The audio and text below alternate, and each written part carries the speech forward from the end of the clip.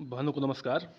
शुरू करते हैं मुख्य सेविका परीक्षा का पहला पहला सेट और स्वागत करते हैं आपका गवर्नमेंट एग्ज़ाम प्रिपरेशन चैनल में। ठीक है, चलिए ध्यान से क्वेश्चनों को पढ़ेंगे और एक एक करके जवाब देंगे और उसका एक्सप्लेनेशन भी हम बहुत धीरे से करेंगे, आराम से करेंगे। आप ध्यान से सुनना है आपको।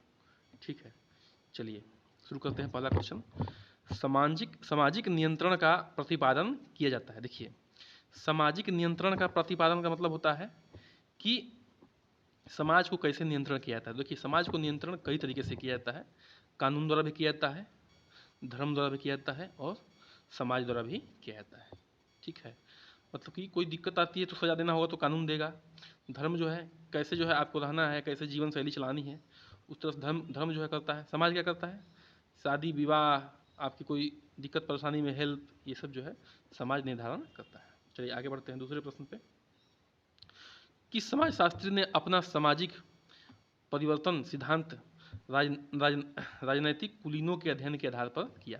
देखिए, ध्यान रखना, क्या सिद्धांत क्या है, राजनैतिक कुलीनों के अध्ययन के आधार पर। ठीक है, दूसरा प्रश्न का आंसर होगा आपका ए बी परेटो। ठीक ना, बी परेटो का मतलब इसका उनका फुल फॉर्म है विल्फ्रेडो परेटो ने राजनैतिक कुलीनों का अध्ययन किया था और उसके आधार पर कुलीनों के चक्रीय क्रम में बदलने के बारे में अपना विचार दिया था। ठीक है, चक्रीय क्रम में बदलने के बारे में अपना विचार दिया था। इसके लिए उन्होंने लोमड़ी और शेर नामक दो श्रेणियों में राजनीतिज्ञों को विभाजित किया था। चलिए ठीक है, अगले प्रश्न पे आते हैं। तीसरे प्रश्न पे, सामाजिक परिवर्तन के प्रमुख सिद्धांतों में से कौन एक सिद्धांत नहीं है। ठीक है, तो इसमें देखना है कौन एक सिद्धांत नहीं है। देखिए, सामाजिक परिवर्तन के प्रमुख सिद्धांतों में देखिए विकासात्मक सिद्धांत है, चक्रात्मक सिद्धांत है, संरचनात्मक कार्यात्मक सिद्धांत है, लेकिन वर्ग समन्वय सिद्धांत नहीं है। ठीक है ना, सामाजिक परिवर्तन में ये तीन सिद्धांत हैं। विकासात्मक मतलब कि विकास करना है। चक्रात्मक मतलब कि एक चक्र में। ठीक है ना, और संरचनात्मक मतलब होता है संरचना के आधार पर विकास का सिद्धांत। सामाजिक परिवर्तन कैसे होता है उसकी बात कर रहे हैं। देखिए आगे बढ़ते हैं, चौथे प्रश्न पे आते हैं। घरेलू हिंसा का आशय है। ठीक है, तो घरेलू हिंसा का आशय क्या है। तो देखिए, महिला एवं बच्चों के स्वास्थ्य सुरक्षा जीवन संकट का आर्थिक क्षय कारित करना, केवल महिला के शारीरिक और मानसिक क्षति कारित करना, महिला एवं बच्चों का शारीरिक शोषण करना, उपयुक्त में से कोई नहीं। देखिए ध्यान सुनिए, महिला एवं बच्चों के स्वास्थ्य सुरक्षा जीवन संकट आर्थिक क्षति के कारित करना, ये जो है आपका उत्तर हो जाएगा। देखिए, इसमें सभी चीज़ें हैं, घरेलू हिंसा में सभी चीज़ें हैं, स्वास्थ्य सुरक्षा, जीवन संकट, आर्थिक क्षति आदि सभी हैं। ठीक है, घरेलू हिंसा अर्थात कोई भी ऐसा कार्य जो किसी महिला एवं बच्चे 18 वर्ष से कम आयु के बालक या बालिका हो के स्वास्थ्य सुरक्षा, जीवन के संकट, आर्थिक क्षति और ऐसी क्षति जो असहनीय हो तथा जिससे महिला व बच्चे को दुख एवं अपमान सहना पड़े, इन सभी को घरेलू हिंसा के दायरे में शामिल किया जाता है। चलिए पांचवें प्रश्न पे आते हैं। ठीक है, पांचवा प्रश्न क्या है हमारा, जाति से संबंधित निम्न में से कौन सी विशेषताएं है। ठीक है, तो इसमें खान पान पर प्रतिबंध, समानता पर, आपसी सहयोग पर, संस्तरण पर। ठीक है, तो जाति से संबंधित निम्न में से कौन सी विशेषताएं हैं। ठीक है, तो इनमें से जाति के आधार पर कौन सी विशेषताएं हैं, तो ये ऑप्शन बी हो जाएगा, एक और पांचवा का 1 और 4, खान पान पर प्रतिबंध और संस्तरण। ठीक है, देखिए जाति के संबंध में खान पान पर प्रतिबंध एवं उनके संस्तरण को जो उनकी जाति की विशेषता में से है। ठीक है, चलिए आगे बढ़ते हैं। समानता व आपसी सहयोग जाति के आधार पर नहीं होती है, वो सबके उस पर होती है।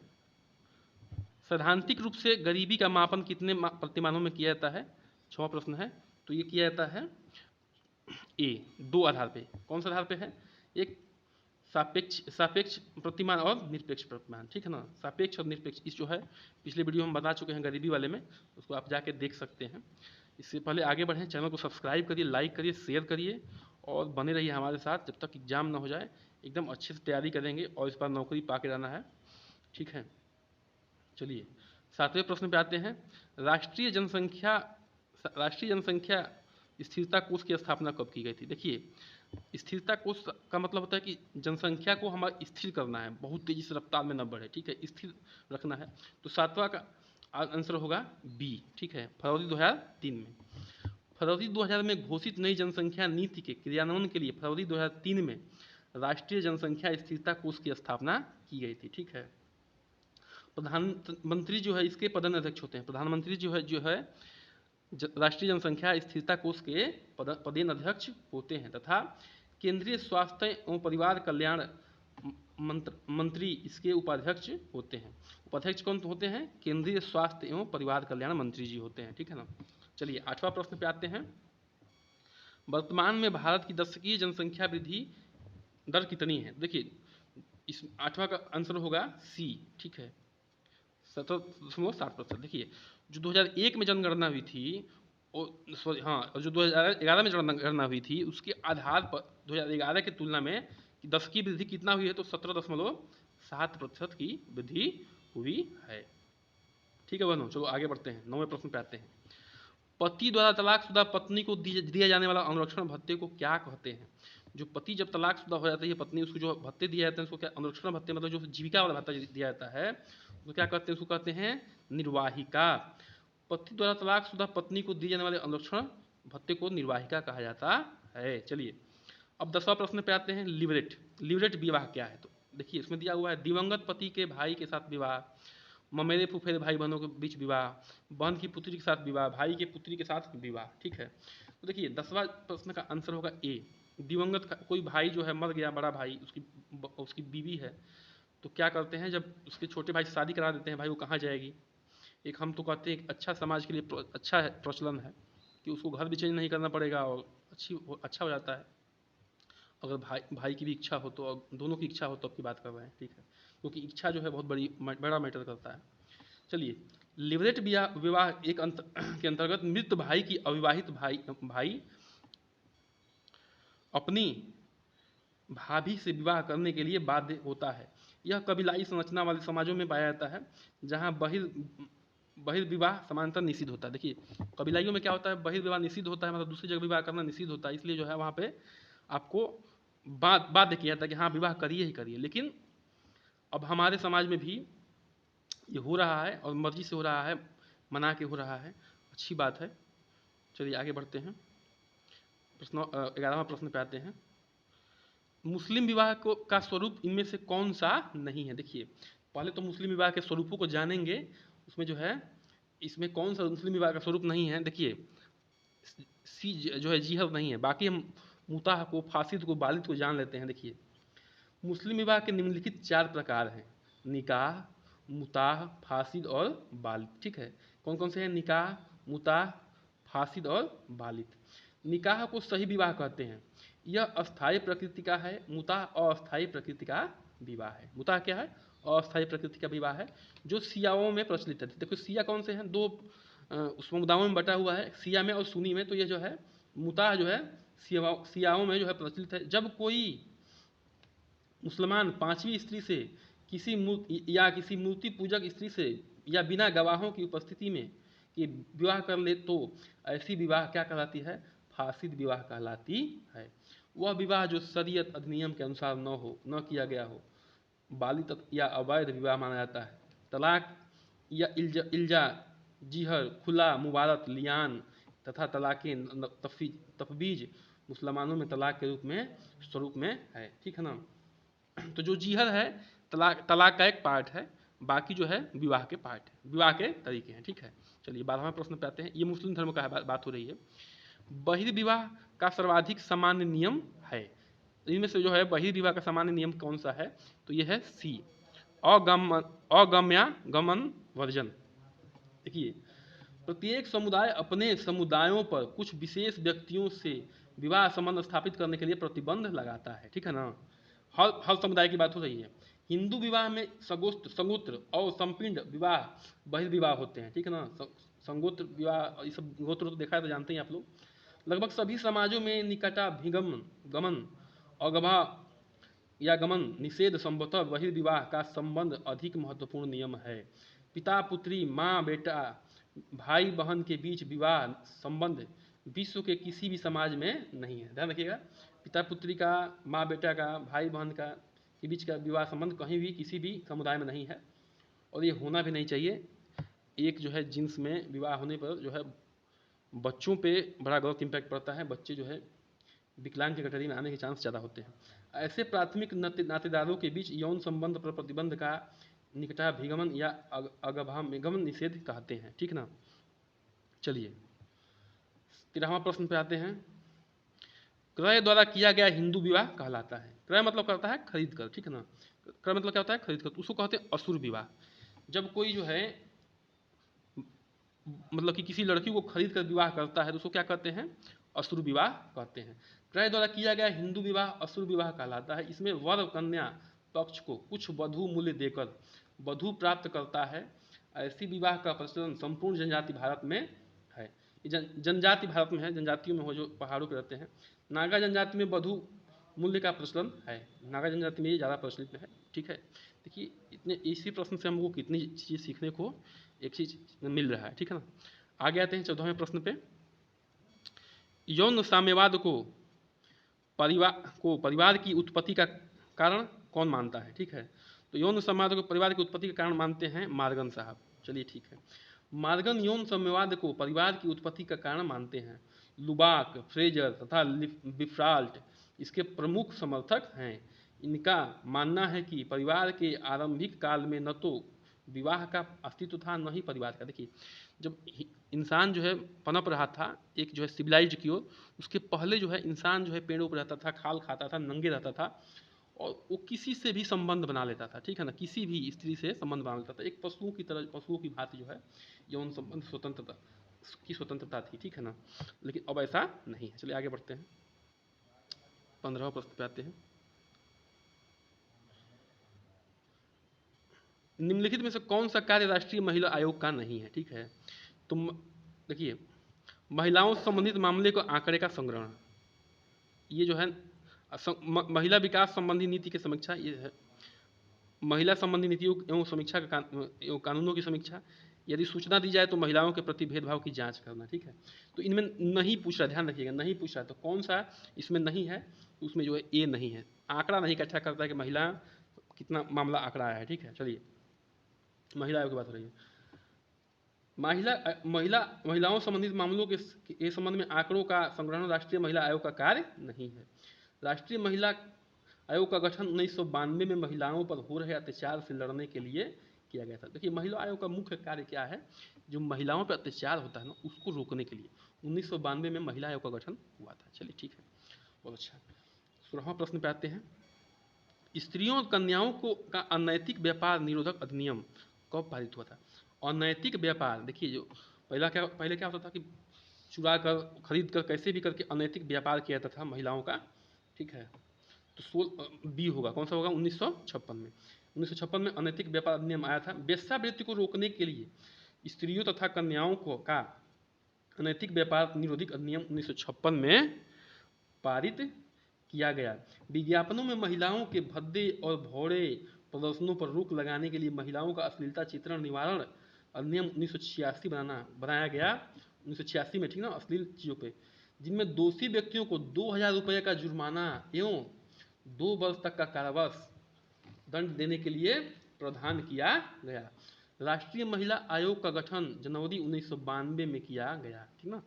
देखिए ध्यान रखिएगा, इसको याद रखिएगा। राष्ट्रीय महिला आयोग का गठन कब होता है? डायरेक्ट क्वेश्चन आ सकता है। 1992 में। 1975 में अंतर्राष्ट्रीय महिला वर्ष मनाया गया। 1975 में क्या मनाया गया? अंतर्राष्ट्रीय महिला वर्ष मनाया गया है। महिला वर्ष की शुरुआत कब मनाया, किस वर्ष से हुई तो बनाना? तो 1975 में, ये ध्यान रखिएगा। चलिए 17वें प्रश्न पे आते हैं। भारत में किस वर्ष जनसंख्या की समस्या को पहचानना तथा परिवार नियोजन के लिए सरकारी कार्यक्रम अपनाया? ठीक ना। तो 17वां का होगा बी ऑप्शन, 1952। देखिए भारत विश्व का पहला देश है, क्या है? पहला देश जिसने सर्वप्रथम राष्ट्रीय स्तर पर अपना जनसंख्या नियंत्रण कार्यक्रम वर्ष 1952 में प्रारंभ किया। जनसंख्या को नियंत्रित करने का काम जो है 1952 से ही प्रारंभ कर दिया। भारत ने सर्वप्रथम वर्ष 1951 में जनसंख्या नीति की घोषणा की, और जनसंख्या नीति की घोषणा कब की? 51 में। और कार्यक्रम कब चलाया? 1952 में जनसंख्या नियंत्रण का। ठीक है। चलिए आगे बढ़ते हैं। 18वें प्रश्न पे आते हैं। लिंगानुपात विषमता से निर्धारित महिला भूमिका से किसका संबंध नहीं है। ठीक है, देखिए 8वां प्रश्न है कि लिंगानुपात विषमता से निर्धारित महिला भूमिका से किसका संबंध नहीं है। देखिए अध्यापन, भोजन पकाना, घर की सफाई, स्वेटर बुनाई, ठीक है ना। देखिए इसमें देखिए भोजन पकाना अधिकतर जो महिलाएं पकाती हैं, महिला बहनें पकाती हैं। घर की सफाई जी अधिकतर महिलाएं करती हैं। स्वेटर बुनना भी महिलाएं करती हैं। तो इसमें नहीं पूछ रहा है तो ये कौन सा होगा, अध्यापन, ठीक है ना। लिंगानुपात विषमता से निर्धारित महिला भूमिका में भोजन पकाना, घर की सफाई, स्वेटर बुनाई शामिल है। अध्यापन का संबंध लिंगानुपात, देखिए अध्यापक तो दोनों लोग बनते हैं ना, महिला भी बनते हैं, पुरुष बनते हैं।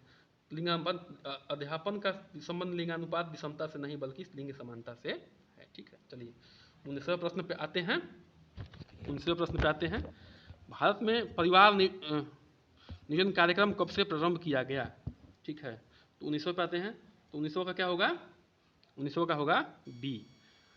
भारत में परिवार नियोजन कार्यक्रम सन 1952 से ही जनसंख्या नियंत्रण तथा परिवार कल्याण के उद्देश्य से पारिवारिक नियोजन कार्यक्रम शुभारंभ किया गया। देखिए उन्होंने क्वेश्चन दोहरा दिया है, लेकिन ठीक है, ये अच्छा क्वेश्चन है, दोहरा भी सकते हैं, कोई दिक्कत नहीं है। ठीक है, 20वां प्रश्न पे आते हैं। राष्ट्रीय महिला आयोग का गठन, देखिए इसका एक्सप्लेनेशन कर चुके हैं, आप सुने होंगे ध्यान से तो बता सकते हैं। इसका होगा बी, 1992 में राष्ट्रीय महिला आयोग का गठन 31 जनवरी 1992 को राष्ट्रीय महिला आयोग अधिनियम, देखिए राष्ट्रीय महिला आयोग अधिनियम 1990 में के तहत किया गया। राष्ट्रीय महिला आयोग अधिनियम पहले आया था 90 में, उसके तहत ही राष्ट्रीय महिला आयोग का गठन 1992 में हुआ। चलिए आगे बढ़ते हैं, बनो 21वें प्रश्न पे। आर्थिक असमानताओं के विनाश के बिना नारीवाद लक्ष्यों को महसूस नहीं किया जा सकता।